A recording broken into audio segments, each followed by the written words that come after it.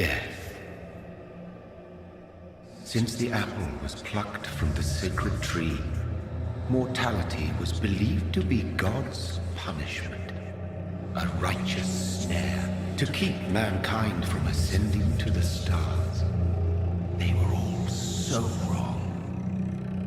Death is not a wicked thing, nor some holy retribution. A true punishment would be to never know its sweet kiss. Awaken from the harshness and be born once more. Hello boys and girls, welcome to my channel. I'm the Gigabyte PT, and with this we start Vampyr. So Vampyr, it is a game developed by the Don't Nod Interactive, the same developers behind games like Life is Strange and also Remember Me. So this game, it is very different than Life is Strange if you are expecting it to be similar. The only thing that this game shares with Life is Strange so far, it is the weight of the decisions. So you can take numerous decisions that affects entirely the gameplay and its difficulty, and the way is that the NPCs sees you. So you are a vampire, you became a vampire, and you're also one of the best doctors of the city. So you need to make decisions, very hard ones, in order to, to go along with the game. So it's actually pretty difficult. So let's start with the settings. I did cut down here the video just to show you a little bit more about the settings. And this game can be optimized and unoptimized at the same time. So for this PC, the settings that I'm using, it is high textures. So it completely it is fine with 2 GB of VRAM to use high textures. And then I use kind of a hybrid between medium and high settings. So shadow quality, it's not really having a big penalty in performance. Effects quality, it's probably one of the most demanding options. I have it set it to high because it enables screen space reflections, which I like it a lot. Anti-aliasing, I'm using TXAA. It's more of a matter of a preference, but you can use FXAA if you want. It should be more or less the same performance between all of these options, okay? Post-processing I have on medium, scatter and VM distance affects CPU performance, so I have set it to VM distance to medium and scatter to low to help to improve the performance of the CPU. And so at the very beginning of the game, in this sequence that you are seeing right now on the background, and that after this graphic disappears you will continue to see it, the frame rate is not that bad. Ultra and high settings do drop from 30 frames per second on this cutscene behind, but it's actually runs fine with an average above 30 frames per second. Medium settings gets above 30 frames per second all the time, and the low settings I did use 70% of resolution scaling. It almost did run at 60 frames per second all the time, so the game is capped at 62 frames per second. But for me, I decided to go with a custom median eye, where I get a 1% of 27 and an average of 42.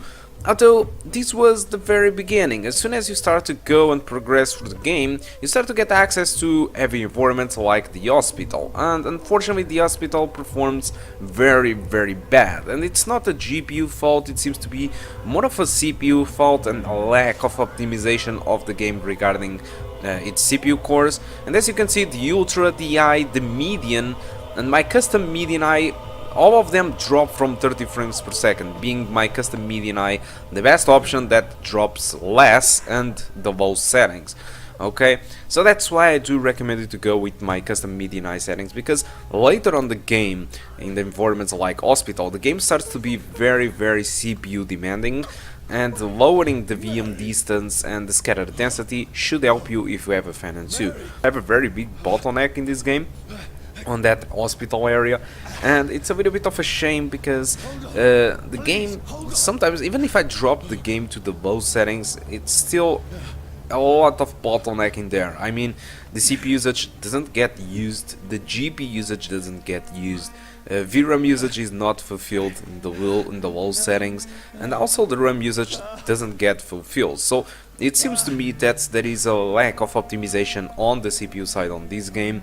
It seems to me that probably they just use it like 2 or 3 cores to power up all the game logic, including the streaming assets and things like that, because the game do stutter a lot on those environments.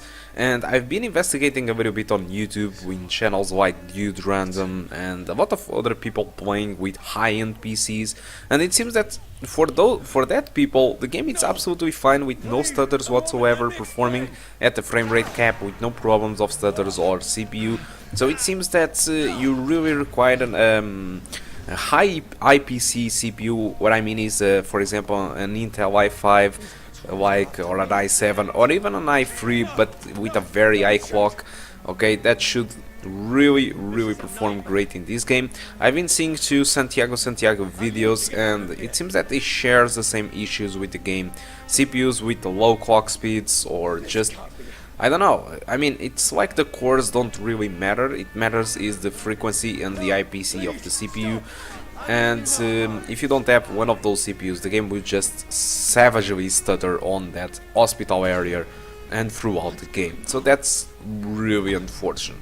So about the game itself, it is a little bit more like I told at the very beginning. You start the game as a vampire, and you are a doctor, so you are not really sure, but you became bitten at the very start of the game, and you don't know who the hell made that to you, and the entire journey it seems that it's going to be to try to investigate and try to uncover who the hell bites you, who the hell transforms you in a vampire. And then suddenly throughout the game you start to unlock new powers, but to unlock new powers you need experience, and that experience you only get if you bite people. And it's where the biggest decisions comes, because biting people, it's not the same as biting other special people. Each people have its own quality and quantity of blood, and so for example, if you suck the neck of a very important person in this game, you will get more blood, more experience, and more ways of evolving your character.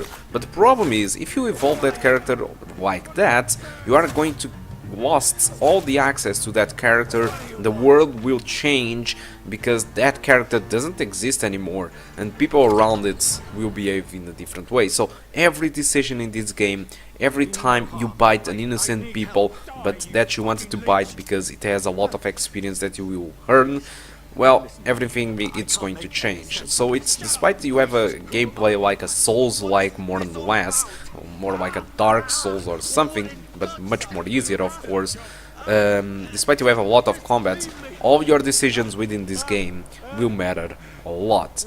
Okay, so that's the point that I want to say about Vampyr, and that is why I consider this game so fine in my opinion. I like this game. So, but regarding performance, well, that's quite unfortunate in my opinion. I mean, the game is very optimized GPU wise. It is not that type of game that it is very demanding to the GPU. The visuals, it's not entirely groundbreaking. You don't get like a lot of shadows and stuff like that. It's not really heavy on the GPU, although unfortunately it is very heavy on the CPU, which causes annoying stuttering while driving, you know, the world. So what I do expect is that on the next updates that this game might receive, they at least might try to multi-thread a little bit the streaming of this game to avoid those stutters to happen, because it's really the only issue that I have with this game so far. So I've reached the hospital area. I'm going to shut up for you to have an idea how this game will stutter. Okay, so guys, thank you a lot for watching until now, and I hope you keep enjoying the rest of the video, and I do hope to see you soon. Goodbye.